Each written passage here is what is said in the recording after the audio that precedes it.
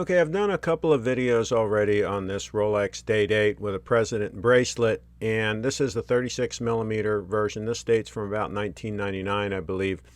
But those videos were so popular, I figured I would do not side to side, but back to back comparison shooting with my two different cameras that will shoot relatively close like this.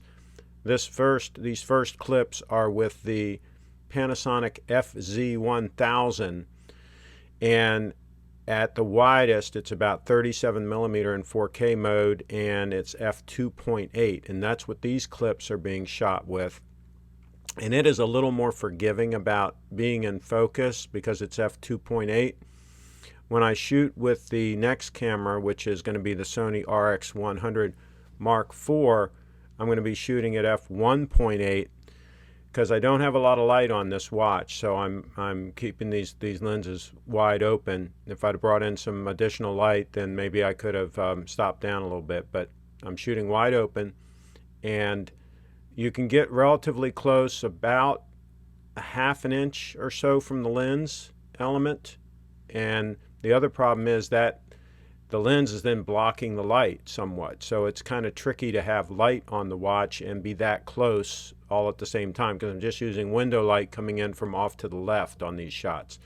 Now I've switched over to the Sony, and the color might be a little bit more accurate. In person, the gold actually pops a little more goldish, so maybe the FZ1000 was actually a little more accurate as far as the color of the actual gold.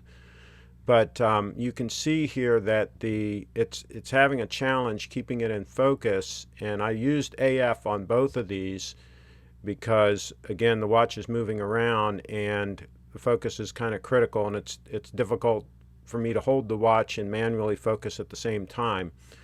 If I had it at a fixed distance, then I might be able to do that. But you can see there where it's kind of struggling a little bit to keep it in focus when it's this close to the lens. I'm at the absolute minimum focus distance to try to get the watch as close as possible. And so when I get inside of that minimum focus distance, of course, it goes out of focus. But this gives you an idea, kind of a comparison between the two cameras doing a close-up. They both have the 1-inch sensor. I believe the sensor is made by Sony in either event. The RX100M4 is a slightly more modern camera, probably about maybe a year newer or so. But I'll tell you, I am happy with the FZ1000 with its performance overall. I use it quite a bit. Now, it will focus hunt when it's in the autofocus mode, and so you've got to watch that. Like if you're doing an interview of somebody or something, you should focus it and then put it in the manual focus just so that it doesn't hunt while they're sitting there talking, things like that. But anyway, another look at this watch, which is kind of popular. I'm surprised. I put a couple videos up of this watch and it just gets a lot of views, and so we're killing two birds with one stone. We're giving you a comparison between the two cameras and another look at this 36mm Day-Date. Hope you like it. Please subscribe to my channel, and I'll put a link, if I think about it, I'll put a link to some of the other videos as well. Thanks for watching. Again, please subscribe.